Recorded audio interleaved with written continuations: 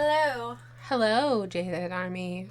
it's Libra season. Yes, and so that means it's time for another episode of our Libra transits.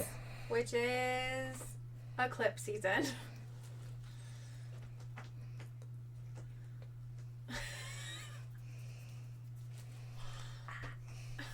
Sorry, I'm just like the death massacre of bugs over here. So we are currently in Libra season. Do we want to talk about Libra real quick and then go into transit? Yeah, let's talk about Libra just as a sign. Um let's do that. Ba-ba-ba-ba. We're gonna pull up some things to talk Libra. about. I did make a handy dandy graphic. So Libra's all about balance and justice. We know that much. They can be very charming because they are very diplomatic people. It can. Some people would say it comes off. They come off like social chameleons, which can seem fake. But I, as a Gemini, I know that us air signs, we're not fake. We have many facets to ourselves. And Libras are similar in that way. They are. Libra and Virgo are very similar. You're not going to notice huge differences from Libra to Virgo season. And also in other air signs as well. Exactly. So Libra season starts on September 23rd and ends on October 22nd. They are positive polarity, active polarity, masculine. Their modality is cardinal. Element is air. Planetary ruler is Venus, and a motto could be I balance, harmony, stuff like that. Because literally, the constellation is a scale. Right. They are compassionate. They can be indecisive, fair-minded, adaptable, loyal. They are also known to be peacemakers. Like I said, very diplomatic. So they make great congressmen. If they're in balance, right? Yes. Because we talk about the signs, and if you have Libra placements that are big in your chart, all of us have Libra placements, but if you have a big Libra placement, there is also the unhealed version of Libra. Hold on, my cat is fighting a bag. The kitten is having a good time back here. Leave the bag alone. Okay. There is unhealed, like, polarity sides that are negative to every sign. Right. So they can be vain and clever, manipulative, indecisive, idealistic, unreliable, idealistic. Those can be negative things sometimes, unfortunately. Yes. Yes, they can. Libra is a cool sign. If you have it in your big 3, big 6, you just are constantly trying to balance things. And it can be positive, but can also be negative, because some people may feel like the transactional based relationship is all that you're good for. Because Virgo is very much similar to Libra in that way and can be cold and distant. Yeah, So. and honestly, there's a fine line and balance, haha, no pun intended, between having a transactional relationship and just having a generally balanced relationship. Yeah. And sometimes it's hard for us to figure out that line. So it can be. Just show people compassion, and don't always assume the worst in people. So, happy Libra season. We're going to get into transits now. Let's talk about retrogrades. Dun, dun, dun, dun. Now, for the rest of the year, we will have retrogrades. We've talked about this. Guys, don't freak out, okay? Take time for yourself. We're starting in me telling you that Pluto will be in retrograde until the 11th of October. Okay? We have Saturn retrograde. That's going to be happening until November. Neptune retrograde, that's going to be happening until December. Uranus retrograde has been happening since September and will be happening until January. And on the 9th of October, we have Jupiter going into retrograde. Okay?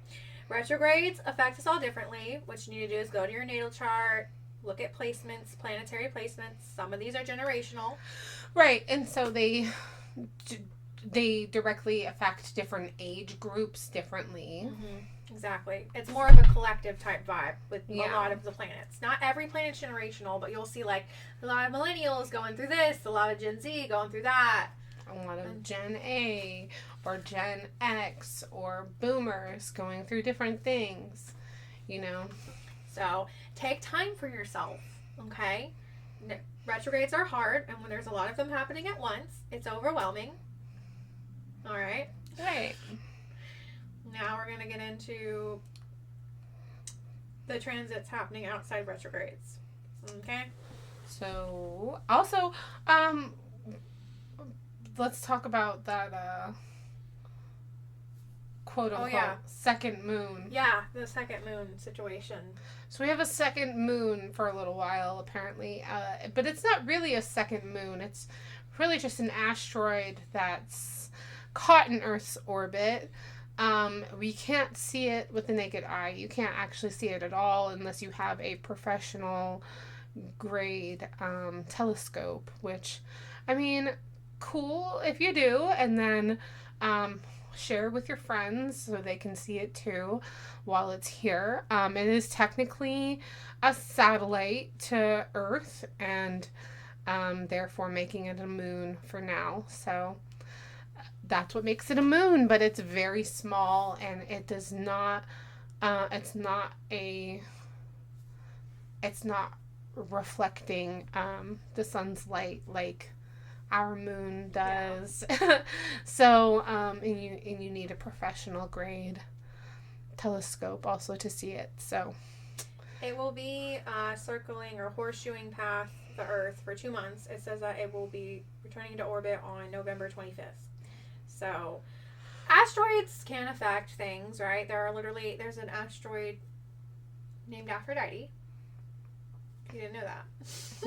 Like, they can affect things, but also it's just something that happens, guys. They name asteroids all kinds of things, though. We do. This one doesn't have a name. It's a whole bunch of numbers. That happens a lot too. A lot of planets are named a bunch of numbers and things. So look at it like a scientific thing that you can, kind of like Elon Musk's son. He's just named some letters and numbers.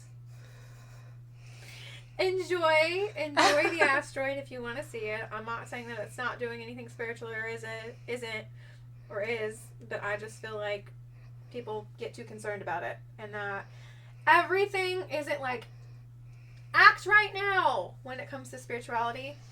Yeah. No. Yeah. No, like, I really don't see this quote unquote second moon as a big deal, honestly. It's not doing much. It's very much just a small little guy caught in our Earth's orbit. Yeah, exactly. Little things like that have happened, and it's not that serious. Yeah. So, like I said, don't freak out. Don't be like, I have to do something now. I always hear, if you're scrolling on TikTok a lot, and this is why it's hard for me as a content creator to want to do it, a lot of things, because everybody's like, this is the best moon to do this, and you have to do it right now. And guys, you don't. No. You don't.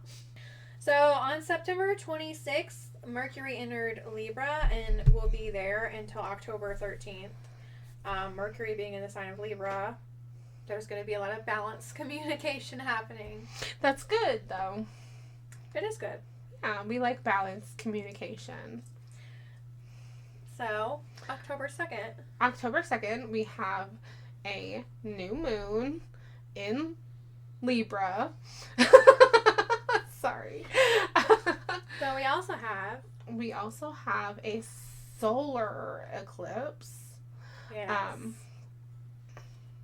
Yes. Yes. So, regardless if you see it or not, you can still do solar eclipse magic. Eclipse magic is something that we see yearly. Yeah, so it's like not going to show up in every part of the world, obviously. Yeah. So there's solar eclipses every so often all around the world. And it'll be a full solar eclipse somewhere, but obviously not everywhere. And if you want to go and travel into the path of totality and it's not on the other side of the world and you can afford to. Maybe it's, yeah, it might be going all across ocean for all I know. I really don't know where it's going. We really don't know where it's at. We're not in the path of totality. We don't plan on traveling, but you could still do eclipse magic if that's your vibe. Just know that some people refuse to do it because outcomes of spell work, especially when you're working with kind of like if you do chaos magic and you know what you're doing, so be it. But if you don't, you maybe tread lightly. I mean, or don't, or fuck around and find out. Yeah, look, you gotta have learn fun. somewhere. You know, interesting. Exactly. Live your life. YOLO. YOLO. or not YOLO. I mean, personally, maybe, I charged all of this stuff because we were in the path of totality last year. Maybe you live many, many, many times and not once, but you know. Yes. All right, so after that we have a few more transits for the rest of the Libra season. We have October 9th, Jupiter goes into retrograde. Told you guys that. It's going to be going into the sign of Gemini. That's going to be fun for me and you. Yay! Yay! Do you have big Gemini placements? It's going to be hard. You're going to have that Mercury, Venus collision. It's not going to be fun. I'll tell you that. And then wait, Libra is Venus, right? Am I wrong? Yes. Okay. Yes. Mercury, Venus collision. Yeah. Yeah, sometimes I get a little mixed up there. Well, there's a lot of planets and a lot of placements, and the zodiac is all ruled by one planet, different signs. So it's a lot of things, guys. Yes, you get that. So the Mercury Venus collision. Mercury Venus, no. That's how Cupid was made. No. Oh man. Okay. All right. So October 11th, Pluto is going to be going direct in the sign of Capricorn. That's going to be interesting because Pluto is intense. And then, of course, Samhain's coming up, and we have the Blood Moon. That's what it's going to be named this month. And that is on the 17th. So, whether you work with the energy or not, it's on you to decide. We are just giving you the forecasted transit news. Yes. The forecasted transit news. They're the astrology, meteorology. Which, this is where you see astronomy and astrology kind of connect, because astronomy is the study of the movements, and astrology is basing that on how it's going to affect you. Yes. So you kind of do both if you do astrology, but we're not all scientists. Me and her are not. Yeah, we just do this for funsies and entertainment purposes only. Entertainment purposes only, and if it resonates, cool. Awesome. And if it doesn't, so be it. Yeah. Alrighty, well, tune in for Libra Buffet and all about Archangel Michael. Oh, yeah. And some others. Follow us, and we'll talk to you soon. Oh, yeah. Oh, yeah. Bye. Well, bye.